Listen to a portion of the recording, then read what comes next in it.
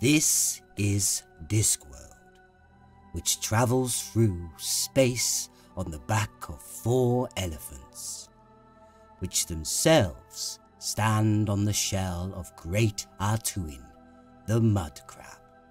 Once upon a time, such a universe was considered unusual and possibly impossible. But then, it used to be so simple once upon a time, because the universe was full of ignorance all around, and the scientist panned through it like a prospector crouched over a mountain stream, looking for the gold of knowledge amongst the gravel of unreason, the sand of uncertainty, and the little whiskery 8-legged swimming things of superstition.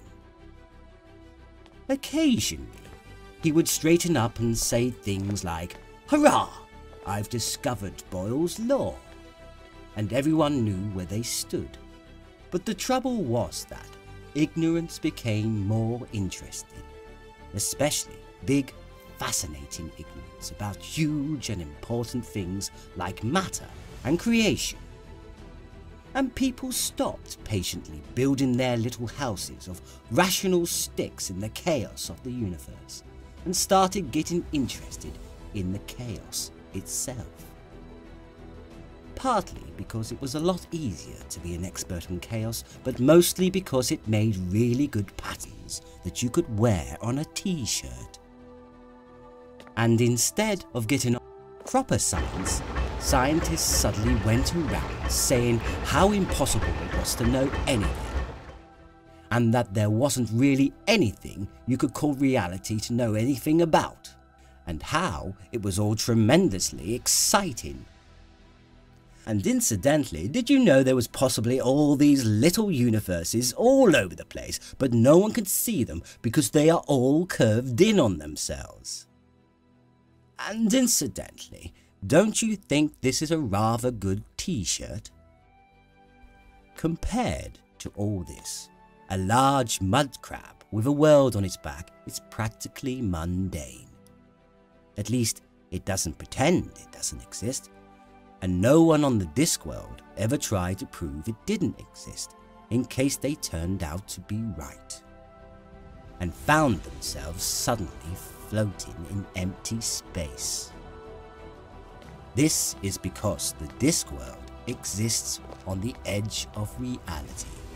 The least little things can break through to the other side.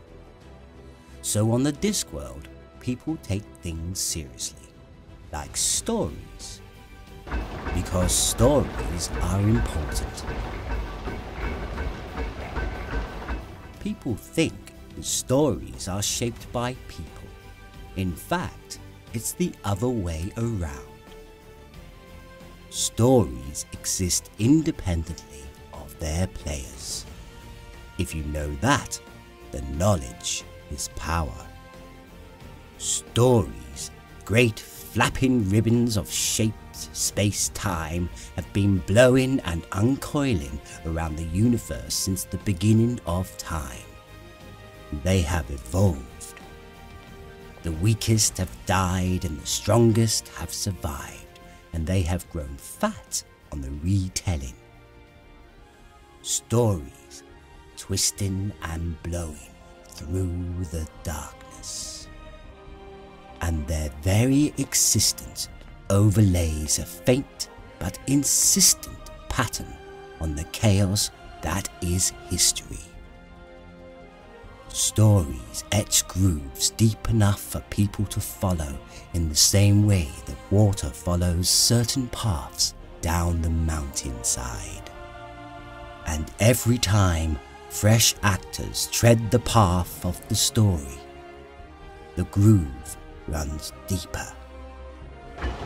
This is called the theory of narrative causality, and it means that a story, once started, takes a shape. It picks up all the vibrations of all the other workings of that story that have ever been. This is why history keeps on repeating all the time. And so, 1,000 heroes have stolen fire from the gods. 1,000 wolves have eaten grandmother. 1,000 princesses have been kissed. 1,000,000 unknowing actors have moved unknowing through the pathways of a story. It is now impossible for the third and youngest son of any king, if he should embark on a quest which has thus far claimed his older brothers, not to succeed. Stories don't care who takes part in them. All that matters is that the story gets told, that the story repeats. Or, if you prefer to think of it like this, stories are a parasitical life form, warping lives in the surface only of the story itself. It takes a special kind of person to fight back and become the bicarbonate of history. Once upon a time.